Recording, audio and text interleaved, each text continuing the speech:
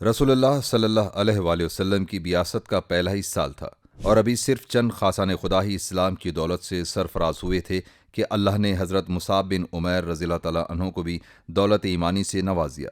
وہ دار ارقم میں رسول اللہ صلی اللہ علیہ وآلہ وسلم کی خدمت میں حاضر ہوئے اور آپ کے دست مبارک پر مشرف با اسلام ہو گئے۔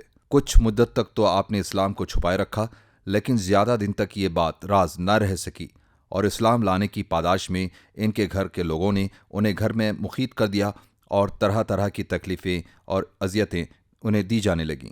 ایذا رسانیوں اور قید و بند کا سلسلہ ان کی ہجرت حبشہ تک برقرار رہا۔ مکے کے چند ستم زدہ مسلمانوں نے سن 5 نبوی میں پہلی بار حبشہ کی طرف ہجرت کی تھی۔ انہی حضرات میں حضرت مصعب بن عمیر بھی تھے۔ پھر جب ان مہاجرین حبشہ کو مکے کے حالات کے کچھ سازگار ہونے کی اطلاع ملی جو در حقیقت غلط تھی، تو ان میں سے کچھ حضرات مکہ واپس آ گئے۔ ان میں حضرت مصعب بھی تھے۔ یہاں آ کر دیکھا تو حالت بالکل ویسے ہی تھے جن کی بنا پر ہجرت کرنی پڑی تھی، اور مصائب و شاید بھی پہلے ہی کی طرح ان حضرات کے استقبال کے لیے تیار تھے۔ بالآخر رسول اللہ صلی اللہ علیہ وآلہ وسلم نے حضرت مصعب اور بعض دیگر صحابہ اکرام کو مدینہ طیبہ بھیج دیا۔ حضرت مصعب بن عمیر پہلے شخص ہیں جنہوں نے مدینہ طیبہ کی طرف ہجرت کی تھی۔ حضرت مصعب بن عمیر رضی اللہ تعالیٰ عنہ مکہ معظمہ کے سب سے زیادہ ناز و نم میں پلے نوجوان تھے۔ ان کے باپ کا شمار مکے کے اغنیا میں ہوتا تھا۔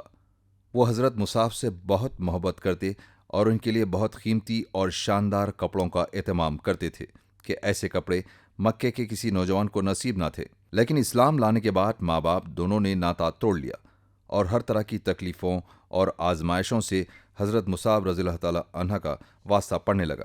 قید و بند اور بھوک پیاس کی وجہ سے یہ ناز و نام میں پلا ہوا جسم بالکل جھلس گیا تھا۔ کھال جسم سے الگ ہو کر اترنے لگی تھی۔ ضعف کی وجہ سے چند قدم چلنا بھی بعض اوقات مشکل ہو جاتا تھا۔ ان حالات کی وجہ سے رسول اللہ صلی اللہ علیہ وآلہ وسلم نے انہیں مدینہ بھیجا تھا۔ اہل مدینہ کو قرآن اور دین کی تعلیم کے لیے ایک معلم کی ضرورت بھی تھی۔ آپ نے اس کام کے لیے حضرت مصعب کا انتخاب فرمایا تھا۔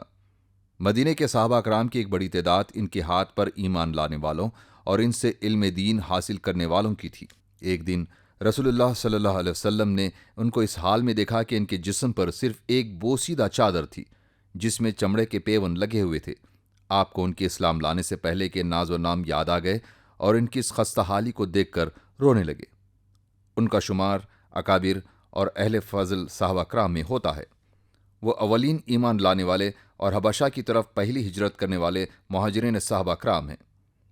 رسول اللہ صلی اللہ علیہ وسلم نے ان کو دین کی تعلیم اور قرآن مجید پڑھانے کے لیے ہجرت سے پہلے ہی مدینہ طیبہ بھیج دیا تھا، اور انہوں نے مدینہ آ کر سب سے پہلے جمعہ کی نماز کے قیام کا انتظام کیا تھا۔